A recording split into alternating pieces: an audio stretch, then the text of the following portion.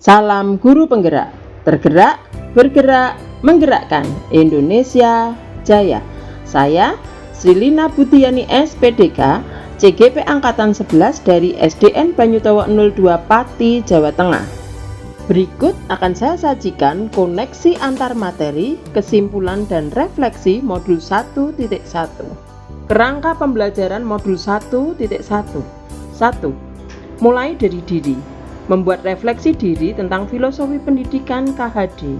2. Eksplorasi konsep. Memperdalam pemahaman tentang pemikiran KHD. 3. Ruang kolaborasi.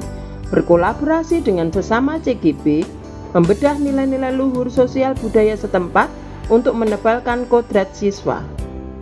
4. Demonstrasi kontekstual, mendesain strategi dalam mewujudkan pemikiran KHD tentang pembelajaran yang berpusat pada murid.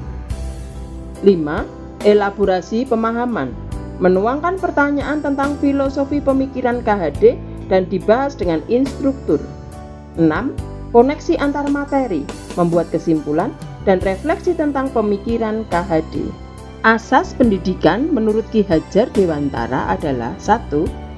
Pendidikan memberi tuntunan terhadap segala kekuatan kodrat yang dimiliki anak agar mampu mencapai keselamatan dan kebahagiaan setinggi-tingginya, baik sebagai manusia maupun sebagai anggota masyarakat.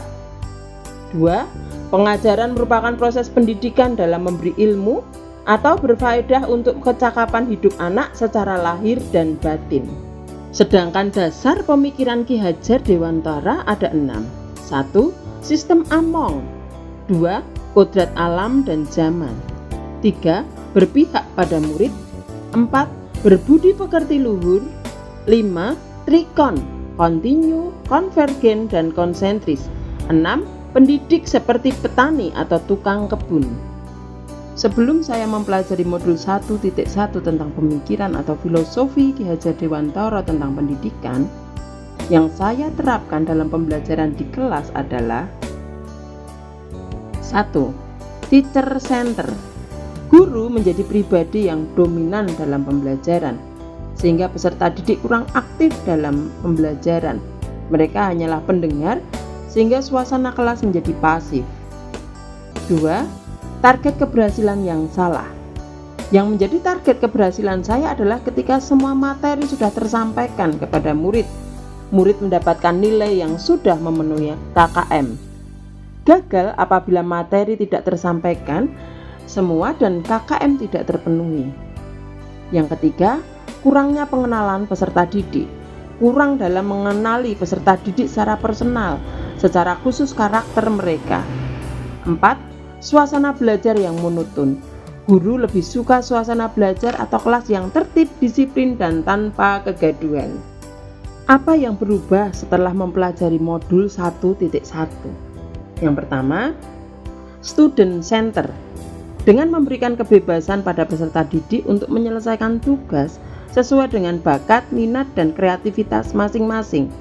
Memberikan stimulus dan pertanyaan pematik yang merangsang peserta didik lebih aktif dalam mengikuti pembelajaran. Yang kedua, target keberhasilan yang tepat. Keberhasilan bukan hanya diukur dari perolehan nilai dan ketuntasan materi, namun juga target holistik yang meliputi intelektual, pengetahuan, dan budi pekerti. 3. Meningkatkan pengenalan personal peserta didik. Memulai berfokus pada pengenalan pribadi karakter murid dengan pendekatan personal. Murid dituntun untuk tumbuh sesuai dengan kodratnya masing-masing. Dan yang keempat, menciptakan suasana pembelajaran yang nyaman, di mana suasana pembelajaran dibuat kreatif, edukatif, sesuai dengan karakter murid, dan juga menggunakan cipta, rasa, dan karsa. Penerapan yang segera saya lakukan di kelas yang mencerminkan pemikiran KHD yaitu 1. Melaksanakan pembelajaran yang berpusat pada murid. 2. Merancang pembelajaran yang interaktif, kreatif, dan edukatif. 3. Menerapkan pembelajaran yang berbasis kearifan lokal dan budaya. 4. Melaksanakan kurikulum merdeka dengan target keberhasilan pelajar Pancasila. 5. Menerapkan pembelajaran holistik yang mencakup pengetahuan dan budi pekerti. 6. Menjadi guru yang among, menuntun, dan mendidik. 7. Merangkai pembelajaran yang sesuai dengan kodrat anak. 8. Menambahkan game edukatif dalam pembelajaran. Closing statement. Pendidikan mengalami perubahan dan perkembangan. Setiap pendidik diwajibkan mampu menyesuaikan diri untuk keselamatan dan kebahagiaan peserta didik sesuai dengan kodrat mereka.